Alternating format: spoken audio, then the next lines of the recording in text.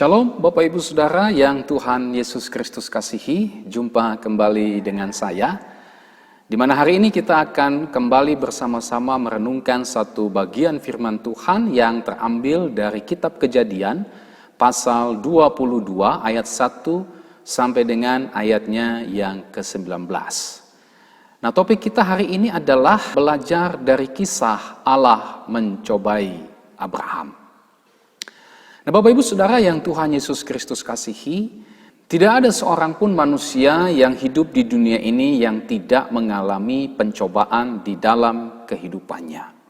Termasuk orang percaya pun juga tidak luput dari yang namanya pencobaan. Nah, di dalam teks yang menjadi renungan kita hari ini, kita bisa melihat bagaimana Abraham diperintahkan oleh Tuhan untuk mempersembahkan anak tunggalnya yang ia kasihi, itulah Ishak, sebagai korban bakaran kepada Tuhan. Ya, di situ bisa terlihat dengan jelas bahwa Tuhan sendirilah yang memerintahkan kepada Abraham untuk mempersembahkan anaknya yang tunggal, yakni Ishak, sebagai korban bakaran kepada Tuhan. Nah, ini dilakukan oleh Allah untuk mencobai Abraham atau untuk menguji Abraham, ayat 1 sampai dengan ayatnya yang kedua. Nah, setelah Abraham mendengarkan firman Tuhan tersebut, keesokan harinya dia mempersiapkan segala sesuatunya, lalu kemudian dia berangkat menuju ke tempat yang dikatakan Allah kepadanya, ayat 3 sampai dengan ayatnya yang ke-9. Ketika Abraham mendekati tempat yang akan dituju, dia sempat berpesan kepada kedua bujangnya untuk tinggal, dan kemudian Abraham beserta dengan Ishak pergi ke tempat yang akan dituju, dan dalam perjalanan itu Ishak sempat bertanya kepada Abraham, di manakah korban untuk persembahan tersebut? Ya. Lalu kemudian Abraham menjawab bahwa Tuhan sendiri akan menyediakannya. Ayat 7 sampai dengan ayatnya yang ke-8. Nah, ketika Abraham hendak menyembelih anaknya tersebut, tiba-tiba malaikat Tuhan dari langit berseru mencegah Abraham untuk menyembelih anaknya tersebut. Dan Tuhan melihat bahwa Abraham terbukti taat dan takut akan Tuhan, ketika Abraham tidak segan-segan untuk menyerahkan anaknya yang tunggal yang ia kasihi kepada Tuhan. Tuhan pun kemudian menyediakan seekor domba jantan yang tersangkut dalam semak belukar yang kemudian menjadi persembahan sebagai pengganti Ishak, dan Tuhan berjanji akan memberkati Abraham dengan berlimpah-limpah dan membuat keturunannya sangat banyak seperti bintang di langit dan juga seperti pasir di tepi laut, serta menjadikan keturunan Abraham menguasai kota-kota musuhnya, dan oleh keturunannya semua bangsa di bumi akan mendapat berkat. Ayat 10 sampai dengan ayatnya yang ke-19. Nah, dari kisah Allah mencobai Abraham ini, kita bisa melihat beberapa pelajaran penting yang kita bisa dapatkan dan tentu saja dapat kita terapkan dalam kehidupan kita setiap hari. Apa saja itu? Yang pertama adalah kita melihat di sini siapa yang mencobai Abraham, atau dengan kata lain sumber pencobaan. Ayat 1 sampai dengan ayatnya yang kedua. Nah, di dalam bagian ini, ayat 1 dan ayat 2, kita bisa melihat dengan jelas siapa yang mencobai Abraham, yakni Allah sendiri. Ya, di dalam ayat 1 itu dikatakan dengan jelas bahwa Allah mencobai Abraham. Ini menunjukkan dengan jelas bahwa Tuhan pun bisa mencobai setiap orang beriman. Memang Bapak Ibu Saudara yang dikasihi oleh Tuhan, Alkitab mencatat bukan hanya Tuhan saja yang mencobai, tetapi juga Alkitab mencatat bahwa iblis pun juga bisa mencobai kita. Misalnya ketika iblis mencobai Ayub, dicatat dalam Ayub pasal 1 dan pasal yang kedua. Bahkan juga iblis pernah mencobai Tuhan Yesus, ya, itu dicatat di dalam Injil Matius pasal 4 ayat 1 sampai dengan ayat 11 dan lain sebagainya. Dan selain iblis yang menjadi sumber dari pencobaan, Alkitab juga mencatat bahwa pencobaan pun bisa berasal dari keinginan kita sendiri. Ini dicatat di dalam Yakobus pasal 1 ayat 14 sampai dengan ayat 15. Berbunyi demikian. Tetapi tiap-tiap orang dicobai oleh keinginannya sendiri, karena ia diseret dan dipikat olehnya, dan apabila keinginannya itu telah dibuahi, ia melahirkan dosa, dan apabila dosa itu sudah matang, ia melahirkan maut.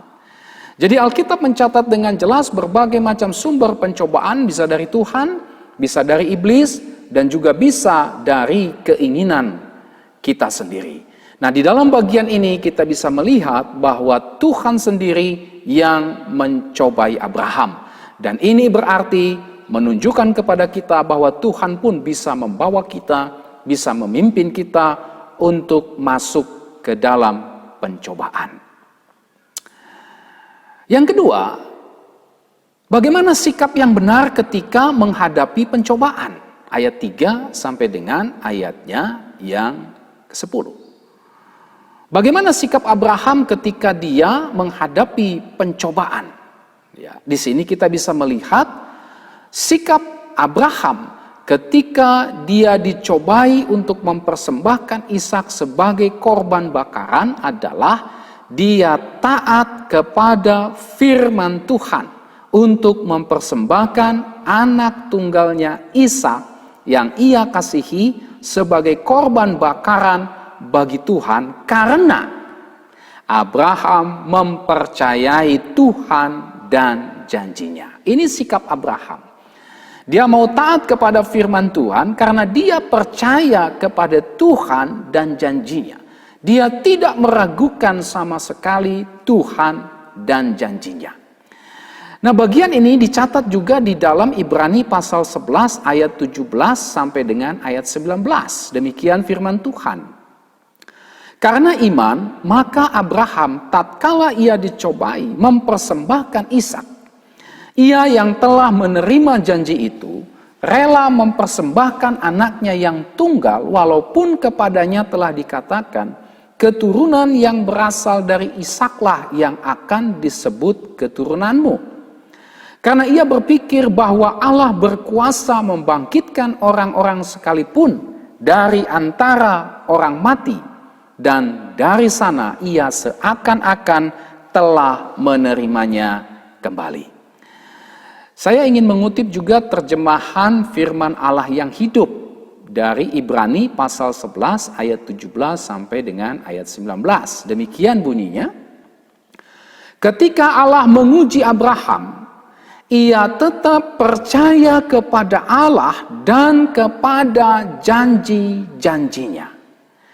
Itulah sebabnya ia mempersembahkan Ishak putranya dan rela menyembelihnya di atas mezbah korban. Ya, menyembelih Ishak pun ia rela. Padahal Allah telah berjanji bahwa melalui Ishaklah ia akan memberikan kepada Abraham suatu bangsa yang besar sebagai keturunannya. Ia percaya bahwa kalau Ishak mati, Allah akan menghidupkannya kembali. Dan hakikatnya itulah yang terjadi. Sebab dapat dikatakan bahwa bagi Abraham, Ishak sudah mati tetapi ia hidup kembali.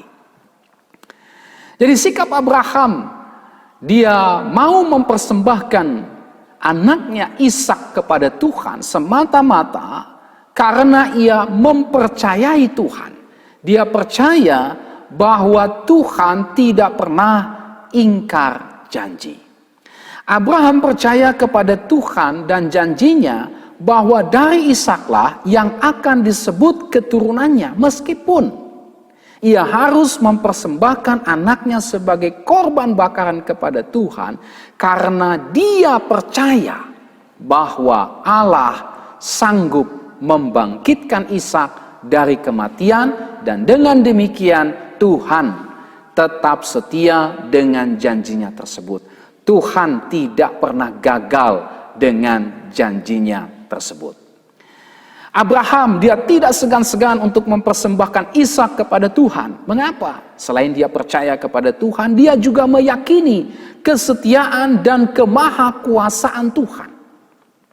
Meskipun bisa saja ada godaan untuk meragukan kesetiaan dan kemahakuasaan Tuhan, tetapi Abraham tetap mempercayai Tuhan dan dia menolak untuk meragukan Tuhan. Nah, Bapak Ibu Saudara yang Tuhan Yesus Kristus kasihi, sikap Abraham ini menjadi contoh, menjadi teladan bagi kita ketika Tuhan mencobai atau menguji kita. Ketika Tuhan mengizinkan kita, memimpin kita untuk masuk di dalam pencobaan. Ya, sikap Abraham menjadi sebuah contoh, menjadi sebuah teladan. Apa itu? Tetap taat kepada firman Tuhan, tetap tunduk kepada pimpinan atau kehendak Tuhan, karena kita percaya kesetiaan dan kemahakuasaan Tuhan di dalam kehidupan kita. Nah, meskipun ada godaan untuk meragukan pimpinan Tuhan selama kita dicobai, ya, meragukan firman Tuhan, ya, meskipun pada saat kita dicobai ada tawaran yang menarik, ada tawaran yang menyenangkan atau sesuai dengan keinginan kita, tapi kita tahu konsekuensinya adalah menjauhkan kita dari ketaatan dan iman kepada Tuhan. Kita tetap percaya kepada Tuhan dan kita tidak tergoda oleh hal-hal lain di luar Tuhan ataupun yang bertentangan dengan kehendak Tuhan. Ya. Kita tetap percaya kepada Tuhan meskipun ada 1001 alasan, 1001 godaan untuk tidak percaya kepada Tuhan atau meragukan Tuhan. Kita tetap percaya kepada Tuhan dan kita tidak berbuat dosa. Ya, oleh sebab itu jangan sampai kita tergoda, ya, dengan berbagai macam tawaran yang kelihatan menarik, yang kelihatannya menjanjikan jalan keluar, tetapi sebenarnya berusaha untuk mengalihkan kita dari pimpinan dan kehendak Tuhan. Ya. Ada banyak contoh yang kita bisa lihat beberapa waktu ke belakang ini, saudara. Ada yang menjanjikan bahwa COVID-19 ini akan segera selesai. Ada yang menjanjikan bahwa dia menerima pesan dari Tuhan bahwa krisis ekonomi ini yang disebabkan oleh COVID-19 ini akan selesai. Banyak orang Kristen bersuka cita, banyak orang Kristen percaya, banyak orang Kristen tergoda untuk mempercayai hal itu. Tetapi ternyata sampai hari ini persoalan itu belum juga selesai. Nah, ini godaan-godaan ketika kita menghadapi persoalan, pergumulan, ujian di dalam kehidupan kita, termasuk ketika Tuhan mengizinkan COVID-19 dengan segala dampaknya kita alami dalam kehidupan kita. Ya. Tetap ikuti firman-Nya, seperti Abraham tetap mengikuti firman-Nya. Ya. Tetap percaya bahwa pencobaan-pencobaan yang kita alami adalah pencobaan-pencobaan biasa, tidak melebihi kekuatan kita. Tetap percaya bahwa Allah setia. Dan karena itu dia tidak akan membiarkan kita dicobai melampaui kekuatan kita. Tetap percaya bahwa pada waktu kita dicobai, Tuhan akan memberikan kepada kita jalan keluar sehingga kita dapat menanggungnya. Ini dicatat dalam 1 Korintus pasal 10 ayatnya yang ke-13. Tetap percaya kepada Tuhan. Mengapa? Berdasarkan Roma pasal 8 ayat 28, di situ kita bisa melihat bahwa Tuhan sedang bekerja untuk mendatangkan kebaikan bagi kita. Jadi ketika Tuhan mengizinkan pencobaan, Dia sedang merancangkan sesuatu yang baik bagi kita. Ya. Nah, oleh sebab itu Bapak Ibu Saudara yang Tuhan Yesus Kristus kasihi, mengimani dan mempercayai firman Tuhan, itulah yang menjadi kekuatan kita ketika kita menghadapi pencobaan dan sekaligus mengalami kemenangan dalam menghadapi pencobaan. Ya, tetap percaya kepada Tuhan. Tidak tergoda dengan berbagai macam godaan yang kelihatannya menyenangkan, tapi justru membuat kita jauh daripada Tuhan. Ya. Nah, jika saudara berharap tetap kuat dalam menghadapi pencobaan, saudara berharap mengalami penghiburan ketika mengalami pencobaan, saudara berharap mengalami kemenangan dalam menghadapi pencobaan, kuncinya adalah percayalah kepada pimpinan Tuhan. Yakinilah firman Tuhan, ya. Tidak perlu lagi membantah, apalagi meragukan pimpinan Tuhan. Tapi mari kita yakini, mari kita amini, mari kita imani, mari kita terapkan kebenaran firman Tuhan dalam hidup kita, dalam hidup saudara dan saya, maka saudara dan saya akan mengalami kekuatan, penghiburan, sukacita, pengharapan yang teguh, serta kemenangan di dalam menghadapi pencobaan. Nah, inilah sikap yang benar bagaimana ketika kita dipimpin Tuhan untuk memasuki pencobaan. Inilah sikap yang benar ketika Tuhan mengizinkan kita untuk dicobai atau diuji. Sikap yang benar adalah mempercayai Tuhan sepenuhnya, mempercayai firman Tuhan sepenuhnya, tidak tergoda oleh berbagai macam tawaran yang kelihatannya menjanjikan, yang kelihatannya memberi solusi, tapi kita tahu bahwa itu bertentangan dengan firman Tuhan, ya. Kita tetap percaya kepada janji Tuhan, tunggu waktu Tuhan, maka ketika kita mempercayai janji dan firman Tuhan, kita pasti dihiburkan, kita pasti dikuatkan, kita pasti memperoleh sukacita, pengharapan kita diteguhkan, bahkan pada akhirnya kita mengalami kemenangan dalam menghadapi pencobaan. Yang ketiga, yang terakhir, apa tujuan pencobaan? Ayat 11 sampai dengan ayatnya yang ke-19. Nah, Bapak Ibu Saudara yang Tuhan Yesus Kristus kasihi, ketika iblis mencobai kita, tujuannya jelas. Tujuannya adalah supaya kita tidak taat kepada kehendak Allah. Ya. Tujuannya adalah supaya kita mempercayai tipu muslihatnya daripada kita percaya kepada firman Tuhan. Dia akan berusaha dengan berbagai macam cara menipu kita supaya kita mengalami kehancuran dalam hidup kita akibat percaya kepada tipu muslihatnya. Ini tujuan setan. Setan senang membunuh, setan senang menghancurkan, setan berkehendak untuk membinasakan kita.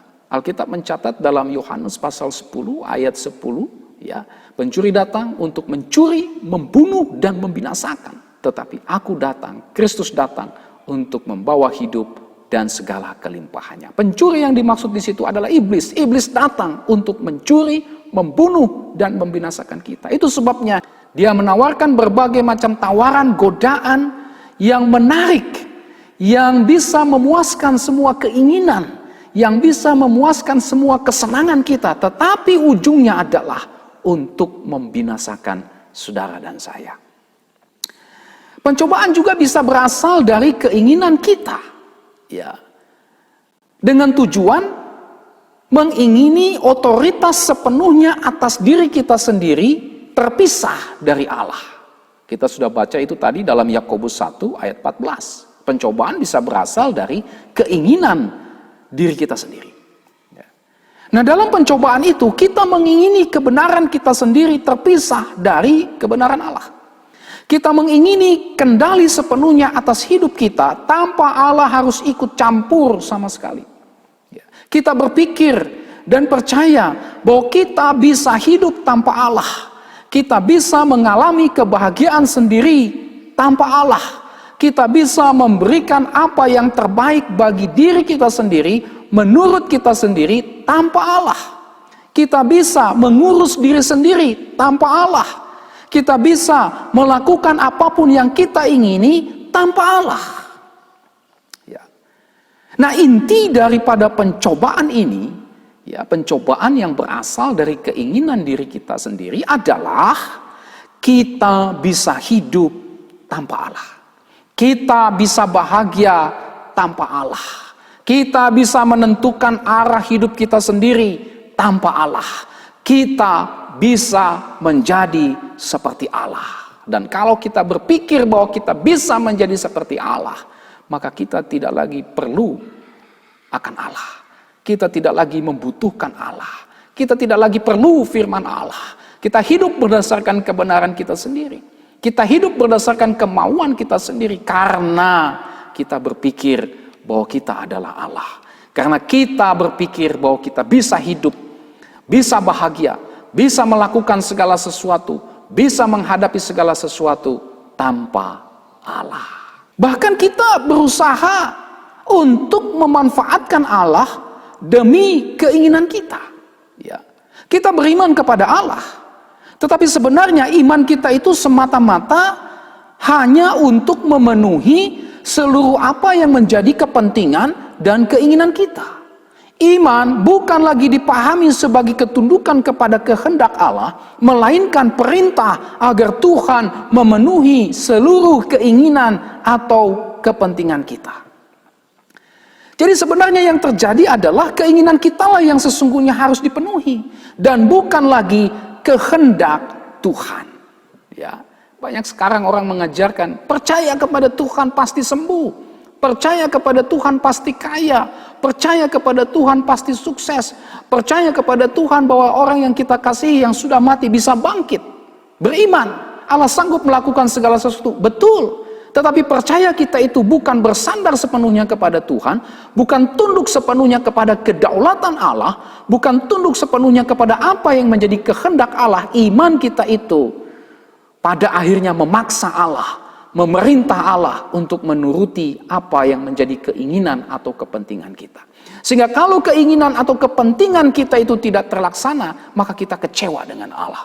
Maka kita pada akhirnya meninggalkan Allah. Kita diseret dan dipikat oleh keinginan diri kita tersebut. Dan Alkitab mencatat, apabila keinginan kita itu telah dibuahi, ia melahirkan dosa, dan apabila dosa itu sudah matang, ia melahirkan maut. Yakobus 1 ayatnya yang ke-15. Jadi pencobaan yang berasal dari keinginan kita, ini bertujuan menjadikan diri kita sendiri sebagai pusat kehidupan, pusat segalanya. Pencobaan yang berasal dari keinginan kita ini bertujuan untuk menjadikan diri kita sebagai Allah. Dan Alkitab mencatat bahwa pencobaan tersebut membawa kita kepada maut. Bukankah Adam dan Hawa dicobai oleh iblis dengan cobaan yang seperti ini? Menjadi seperti Allah. Percaya bahwa kamu bisa hidup tanpa Allah.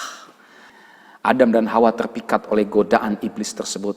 Dan pada akhirnya apabila keinginan itu sudah dibuahi, ia melahirkan dosa. Dan apabila dosa itu sudah matang, ia melahirkan maut. Adam dan Hawa mengalami hal itu. Nah, oleh sebab itu Bapak Ibu Saudara yang Tuhan Yesus Kristus kasihi, kita perlu waspada terhadap segala keinginan yang bisa jadi merupakan sumber pencobaan. Ya. Hukum yang ke-10 yang dicatat dalam Keluaran pasal 20 ayat 17 berkata, jangan mengingini rumah sesamamu, jangan mengingini istrinya atau hambanya laki-laki, atau hambanya perempuan, atau lembunya, atau keledainya, atau apapun yang dipunyai sesamamu. Ya.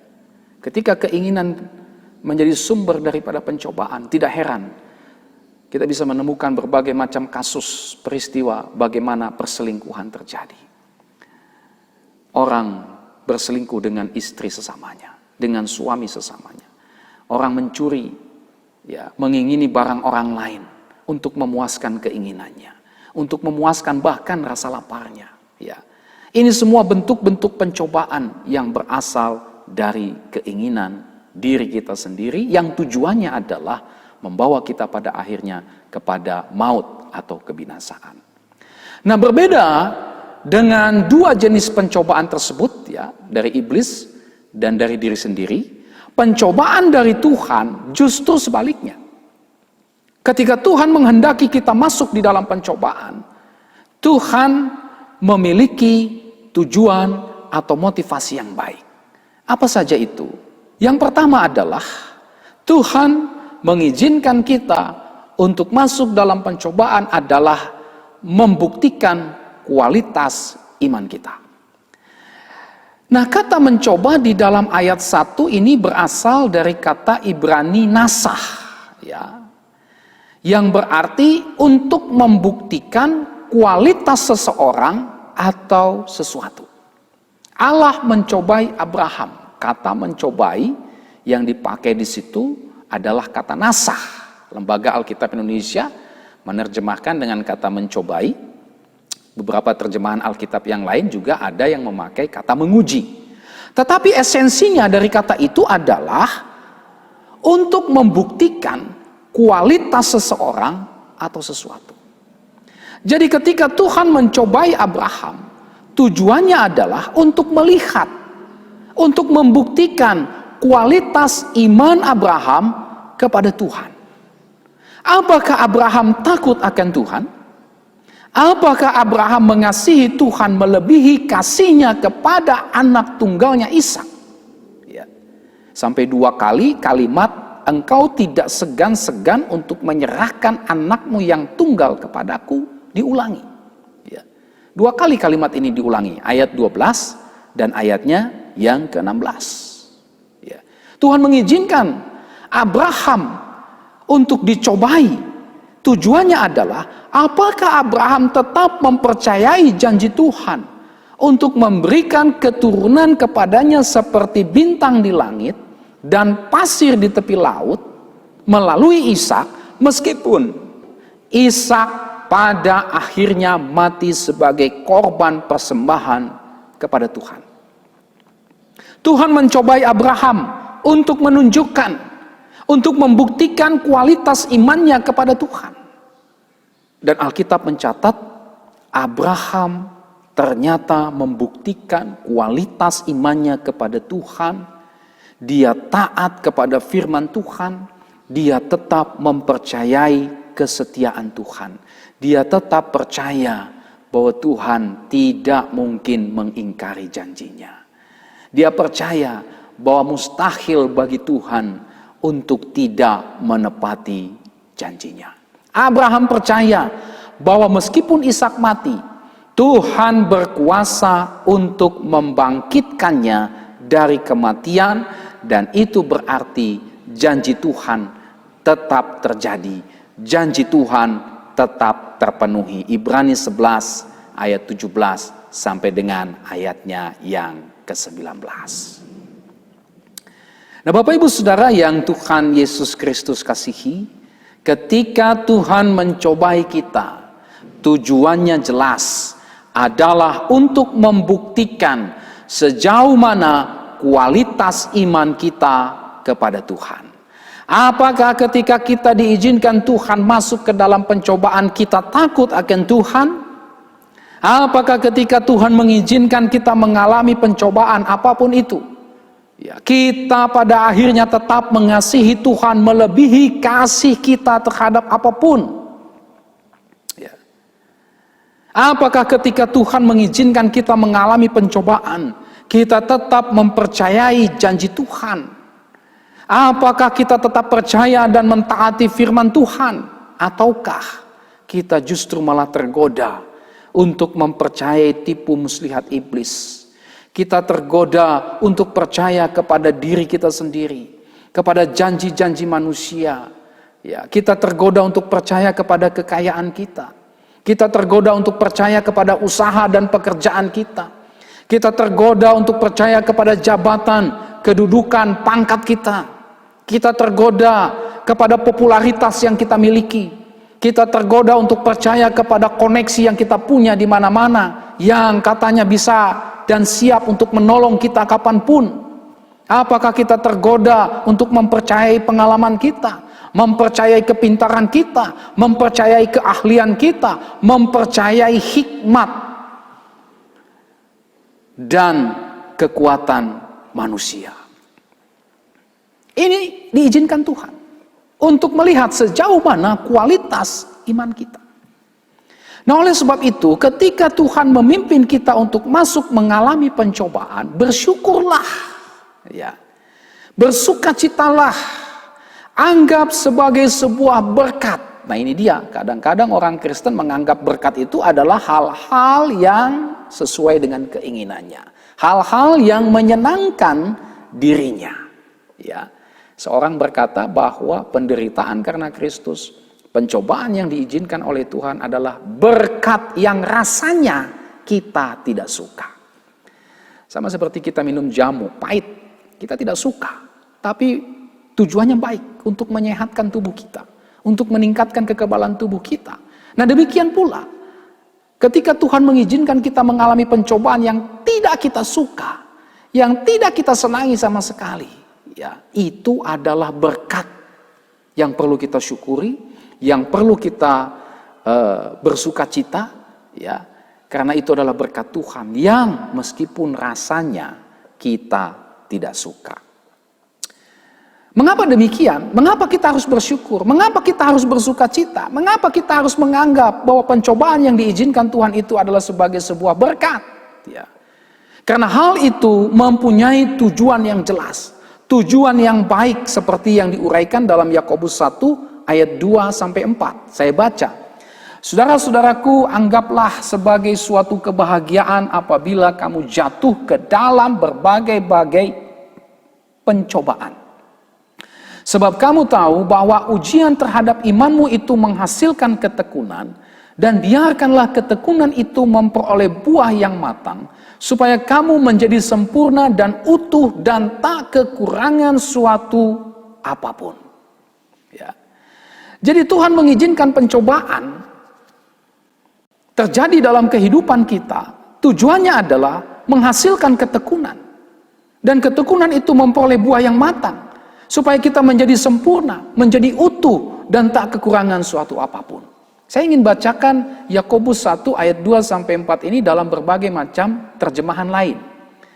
Misalnya dalam terjemahan bahasa Indonesia sehari-hari. Di situ dikatakan, saudara-saudara, kalau kalian mengalami bermacam-macam cobaan, hendaklah kalian merasa beruntung, sebab kalian tahu bahwa kalau kalian tetap percaya kepada Tuhan pada waktu mengalami cobaan, akibatnya ialah kalian menjadi tabah.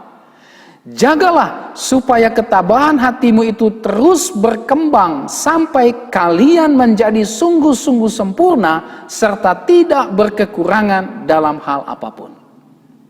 Terjemahan Alkitab versi Firman Allah yang hidup menulis, saudara sekalian yang saya kasihi, apakah kehidupan saudara sedang dilanda berbagai kesulitan dan cobaan? Kalau demikian, bergembiralah, karena jika jalan kehidupan itu sulit, kesabaran saudara memperoleh kesempatan untuk tumbuh. Sebab itu, biarkanlah kesabaran saudara tumbuh, dan janganlah melarikan diri dari persoalan yang saudara hadapi, karena apabila kesabaran saudara telah berkembang sepenuhnya, maka saudara akan sanggup menghadapi segala sesuatu. Saudara akan berwatak kuat tanpa celah atau kekurangan suatu apapun. Terjemahan Alkitab versi mudah dibaca menulis, saudara-saudaraku, kamu akan mendapat banyak pencobaan, tetapi setiap kali itu terjadi, kamu harus menganggap semuanya itu sukacita. Kamu tahu bahwa setiap pencobaan akan menguji kepercayaanmu, dan itu membuat kamu sabar, dan kesabaran itu membuat pekerjaan sempurna. Maka kamu akan menjadi dewasa dan lengkap. Kamu menjadi sebagaimana yang dikehendaki Allah terhadap kamu. Luar biasa. Kemudian yang terakhir, terjemahan sederhana Indonesia.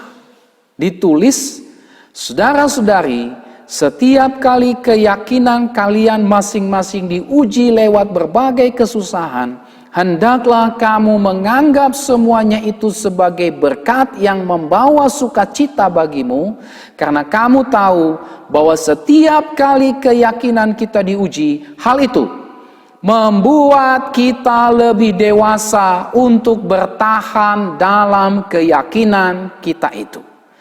Jadi biarlah kita semakin kuat untuk bertahan, supaya kita semakin dewasa dan semakin diperlengkapi dengan tidak kekurangan apa-apa secara rohani.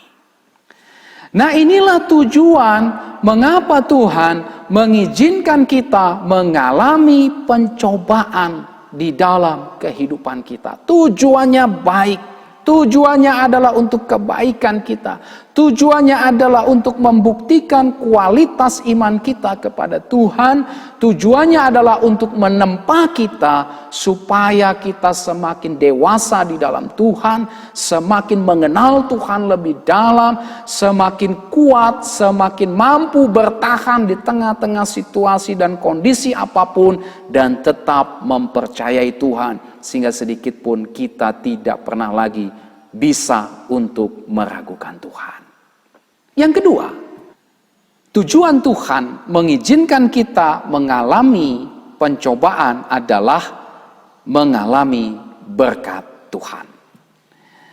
Di dalam ayat ini kita bisa menemukan bagaimana Tuhan pada akhirnya meneguhkan janjinya kepada Abraham dan melimpahkan berkatnya kepada Abraham. Di sini juga kita bisa belajar bahwa tujuan Tuhan mengizinkan kita mengalami pencobaan dalam kehidupan kita adalah Tuhan semakin meneguhkan janjinya kepada kita.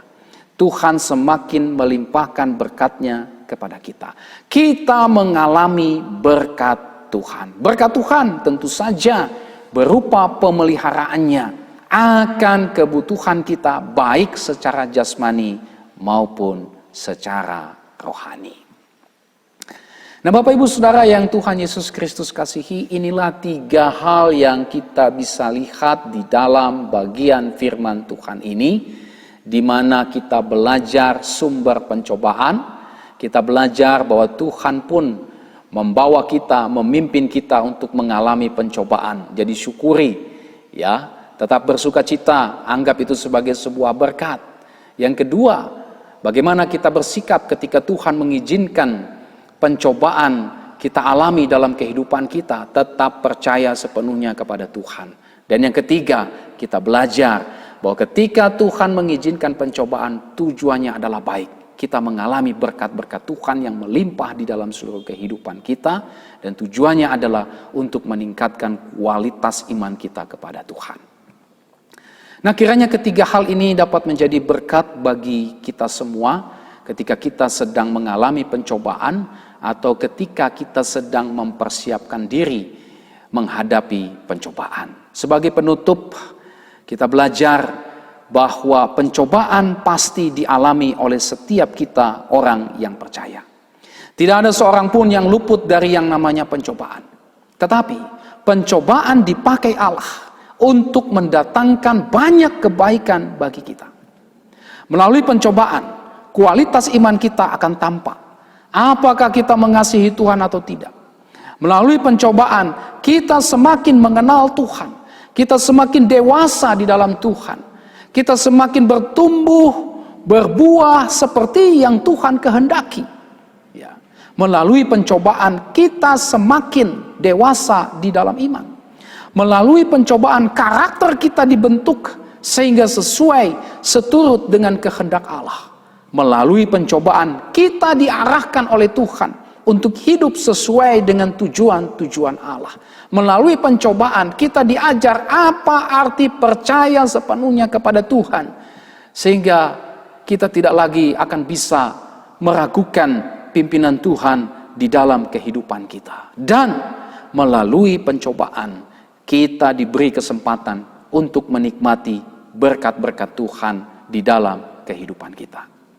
Nah, oleh sebab itu, marilah kita bersyukur. Marilah kita bersukacita. Jika kita tahu bahwa Tuhan mengizinkan pencobaan terjadi di dalam kehidupan kita. Dan tentu saja, bukan pencobaan yang terjadi atau disebabkan karena keinginan kita atau karena ketidaktaatan kita. Ya, bukan karena itu. Ya. COVID-19 yang Tuhan izinkan terjadi, dialami bukan hanya oleh semua orang percaya, gereja Tuhan, tapi seluruh dunia. Kita melihat itu. Kita melihat COVID-19 ini diizinkan Tuhan untuk menguji Apakah kita tetap percaya dan bersandar kepada Tuhan sepenuhnya, atau percaya dan bersandar kepada hal-hal lain di luar Tuhan? Ya. COVID-19 ini diizinkan Tuhan terjadi, dialami oleh kita sebagai orang percaya untuk menguji kita.